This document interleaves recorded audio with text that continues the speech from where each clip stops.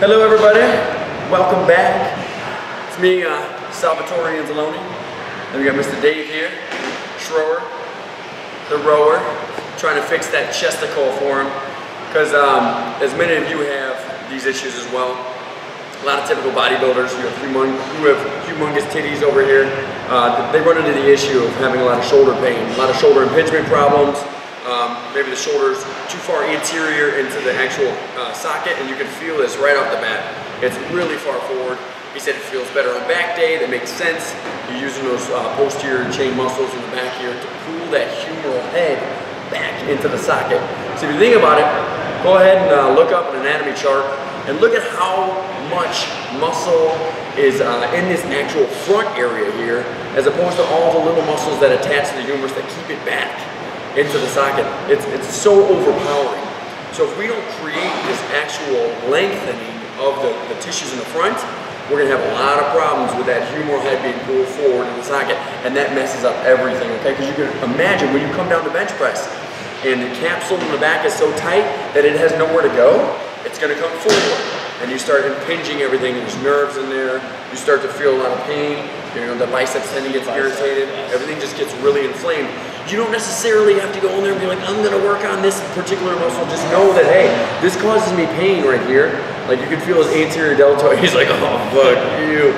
But you can feel this right here. It's so tight. It starts to take over because a lot of the times the actual chest isn't doing any work because it doesn't have that pull. You wanna make sure that you have a nice, like a rubber band effect. You have like this lengthening of the muscle that actually gets to use that stretch reflex to use the muscle, but a lot of times we're just using the anterior delt and it's getting smokified. Well, that's, your chest is responsible for bringing your elbows across the body. So if your front delt dominant, that's going to affect it. Yep. It's forcing the muscle to do stuff it's not necessarily designed to do. Right. And it's going to again, I have very large front delts, not a great chest. And that's because push, and now it's over dominant. Now I can hardly even activate the fibers that I want to grow to grow other parts of the chest. So now I'm very over dominant in the front delt. Right. So now we gotta take care of this shit. Now we gotta break it up because there's bodybuilders who they bear through it. They're like, you know what? I've had this injury for 25 years.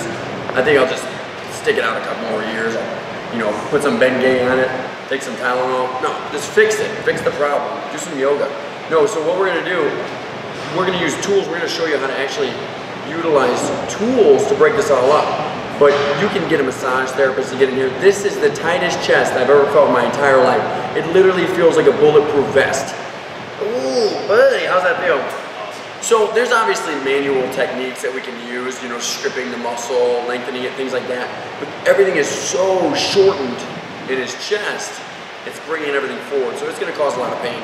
So some of the tools that we're going to use, we're actually going to take you downstairs to actually work on opening this all up so that it frees everything. You have so much range of motion that you can use to go overhead and do dips and things like that without causing that shoulder pain.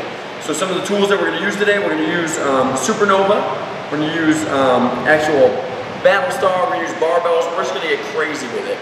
We're going to use some jump stretch bands to actually pull the humeral head back into the socket. And we're actually going to use some bands to work on those external rotators to actually translate that humeral head into the socket where it belongs and keep it there. But stretch. I mean, I know a lot of people think it's not important to stretch, but and it might weaken you, but it actually strengthens you because it puts you in an optimal position, and that's what it's all about. Optimal. Yep. Right there. Cool. That was good. I know you guys missed me, but I'm back. All right, here we are, back to... Hello, we're back. To Sal and David. Now we're back in the kitchen, about to make you some chest pie, you know what I'm saying? Little chicken breast, get up in there. About to mince some meat over here. We're about to smash it up. All right, so we're working on mashing the chest. So, some mass chest. Happy Thanksgiving for you. So this is our meat tenderizer right here. This is brought to you by Kelly Starrett. So this is the mobility one. We love you, Kelly Starrett. Supernova. Shout out to him. Go visit him. MobilityWOD.com. The dude is a genius. Nice. The children's teeth. So what we're gonna do is we're gonna go ahead and put this right in the chesticle. And it doesn't have to be in a particular spot. I mean, obviously the sore areas, what we're doing is, so he's gonna get in a good position, he's gonna brace up against the wall. The reason why he's in a wall where his arm can be free is that he can take his arm through ranges of motion. So go ahead and find that little spot, that trigger point that's, you know, a little bit more painful, a little bit more hard, dense, you know, that knot that you feel. So when he feels it, he's gonna go ahead and take himself through shoulder flexion, shoulder extension. He's just breaking that tissue up. He had a really good analogy. I like Dave's analogy. Go ahead and tell him what he feels that this adhered tissue is like.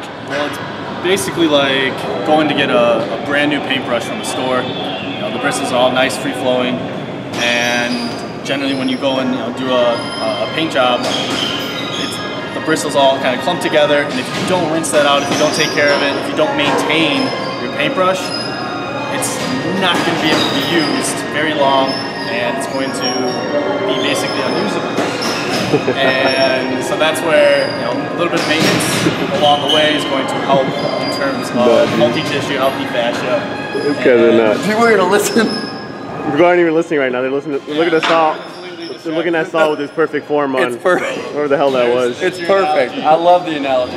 Yeah, it is. It's perfect. We are in the gym all the time, just using the muscle so much.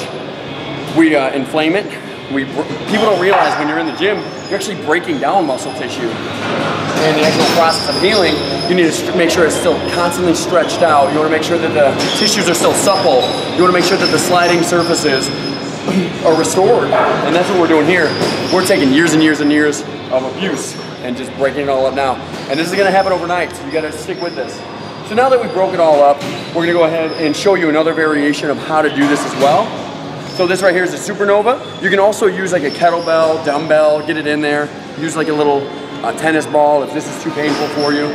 So he's inserting the around this area right here. And what ties in that area? So there's a lot of things that tie in here. This is like a huge main insertion area. The humeral head is in here. Okay. A lot of muscles go ahead and insert into that, like teres major, lat, pec. But here right in this area, the musculature that runs across the front, you're mostly concerned of like pec major and then actual anterior delt. Okay. So a lot of times people, we talked about this upstairs, people overcompensate with their ant delt because they're just in a shitty position. So we got to restore it, and I'm going to show you how to do that again. All right. So over here, the second variation of how to restore the suppleness to the tissue, we're going to use the barbell. So we have a barbell on the floor. Go visit on a yoga mat. Yeah, go visit K-Star. So he wants to make sure he's in a good position. He doesn't have to sacrifice himself. So we can bend his knees if it hurts his back or anything like that. But we're just going to go ahead and place this. I like to place the collar actually on right there, where it all ties together. So for him, he can go ahead. I'm gonna zoom up on that real quick. So we got. So you're just putting the collar on here. Yeah, it's a pain face right here. So he can grab onto the bar, move it around himself. So while Dave is doing this, is his back flat? Is it lifted? It's flat. It needs to be bent so he takes pressure off his low back. But he's going to take himself through internal and external rotation. That's going to pin the shoulder and put it towards the back of the socket as well. But while he's moving it, those tissues are wanting to move as well. What he's doing over here with his leg, he's pinning it down, he's putting more pressure on it. Because he's like, you know what, this bar's a little bitch. I'm going to make it my bitch. All right, so Dave has his right leg over the bar to hold it in position, to give it a little bit more pressure, you said? Yep. So there's different ways you can do this. You can go ahead, I mean, you can find inanimate objects in the gym and be like, oh, this looks nice, I think I'm gonna rub up against it. And you'll find me doing that, and I look like a little something. Yeah. But yeah, dude, seriously, it works. So how many reps is he doing? You want to do it until you see tissue change. That's what you want to do until you feel something different, until you feel the sliding, like everything relax, the sliding surface is restored. But yeah, until you see tissue change, that's what the whole purpose of it is. Whether it's you don't feel any more pain when you do it, that's a huge indicator that you're doing it correctly as well, when the pain starts to alleviate. Cool. So. You good? Nice work, bro. Awesome, right? And we're back. Sal, what are we doing next? Boom! So what we're gonna do now, we're just gonna show you how to stretch everything. First things first, I'm the realist. Second thing though, I want you to break everything up because those paintbrushes. I'm the realist. Yeah, he's a liar. He's a real liar. So what you want to do is you break everything up, you know what I mean? You restore the sliding surfaces, but then you want to stretch those tissues out, make sure they're long. So we're just going to take you through a basic stretch. A lot of people do this wrong. So he's going to use a band to help. So he has, what are we using right now? just a regular jump stretch band? Or? Yeah, you could get these. Go to like Rogue Fitness or anything like that. You know what I mean? All right. We're just gonna be hollering out Kelly Starrett all day. So go ahead and get your hand. How is his hand positioned in there? So what he wants to do is actually reach into the band, grab around it, externally rotate. So actually, almost like you're trying to break your shoulder. Dave, do that again from the beginning. So here, he reaches through, boom, grabs onto the band, and now he turns his elbow down and his bicep up in the air. Now he wants to go ahead, step out away from the band. He wants to go ahead and open up the chest. Is his arm straight? Is his elbow locked or? There, good. So everything is externally rotated. Most people, what they do is this. They get in here and they're like, yeah, they go exorcist on it. And they think that they can just rip their whole arm off. But what you really want to do is focus on what the muscle does. The muscle, obviously, like you said, it takes it into horizontal adduction and it takes it through internal rotation as well. So you want to do the exact opposite in order to stretch the muscle, correct? So you want to take it through its external rotation and then abduction here. Okay? All right. Makes sense? Whenever you're stretching a muscle, you want to take it through its opposite motions. So we stretch now. Everything's still in a good position. So how long does he? Belly's tight. How long does he do this for? There's different techniques that we can use. We won't go through all those yet today. We'll save them for a later video on contract, relax. Again, you know how to utilize, you know, the actual contractile fibers of the muscle to stretch it further. We won't talk about that right now. He's just gonna hold it for like 30 seconds. And then take a little break and repeat that about 3 to 4 times. You know, 2 minutes is typically a good basis for stretching. All right. So say he went through 2 minutes of that. Now after all the tissues are stretched out, there's other things that we can do. But I want to. Are we talking about more mashing? Yeah, wait, what's that? More mashing? Yeah. All right. Gonna mash them taters. Mash them up. Boom. So now we're gonna take him through the bully stretch. Bully. Again, go ahead and read the book Supple Leopard. I mean, it's huge. Everybody should read that. If you're a bodybuilder, if you're a crossfitter, physique athlete, whatever you are, if you're in the exercise world, we're in here to take care of ourselves. We're in here to keep the miles on the car, but we're changing the oil. We're getting our brakes changed. We're taking care of ourselves. We're doing the maintenance. Everyone wants to control. Yeah. Nobody wants to maintain. Right. So it's ounce of prevention, pound of cure. So. And we're young now. You know, we're fortunate that we have all these people tell us stories. It's always the same horror stories when they're working out. It's like, oh, I've done this for years. Anyway, and now my shoulders are ruined. Great. That's awesome. That's not what I want. So the next thing I want you to do is put the joint in a good position. That's important. So I'll take you through one exercise that's going to do that. And Dave's going to actually demonstrate it. But it's going to be the bully stretch.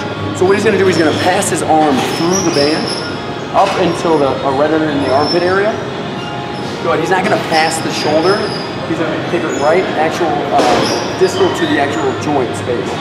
So what he's going to do then, he's going to go ahead and put his hand in his low back with his palm facing out, okay? Keeping his shoulder blades pinched back though, that's the important part. A lot of people don't do that. They're here, they're internally rotating. Keep your shoulders back. This is bad. Yeah, you're just causing more problem. Keep it back. It's hard, it's not easy. Right. If it is easy, you're probably not doing it. And again, we want to make sure we're in a good position. This, all of a sudden, now we can compensate. Squeeze your ass, squeeze your belly. It's always on, shoulders back. So now what I want you to do, I want you to step away from the band, step out this way towards the mirror. There you go. And now you're going to feel this actual distraction force back. So you're pulling the humeral head back into the torso. There you go. So it's pulling the humerus back, stretching out the posterior capsule, so it can allow for free range. So when you're moving, you have these arthrokinematics that happen in the joint space. A lot of times, pretend like this is the actual glenoid fossa right here. The humeral head sits in there, okay? It works like this. But if the posterior capsule is so tight, it can't roll back, what's gonna happen is it's gonna roll forward, and look what happens, impingement, right? That's exactly what's going on. With a lot of people that bench so much, they don't stretch out that posterior capsule. So this helps. There's so many other variations to do. So the rule of thumb is when you bench, you want your shoulders like floating around, step back, or how do you set Set, right? So okay. you always hear that squeeze your shoulder blades together, back, things like that. Well, the next thing that we're going to show you, some exercises that actually now use the opposing muscles to keep that humeral head in the socket better, because that's what happens. You have all these muscles that are just pulling the head forward, right? You're so strong in a bench. You got that nice little chest, little breasticles. Don't look at my legs.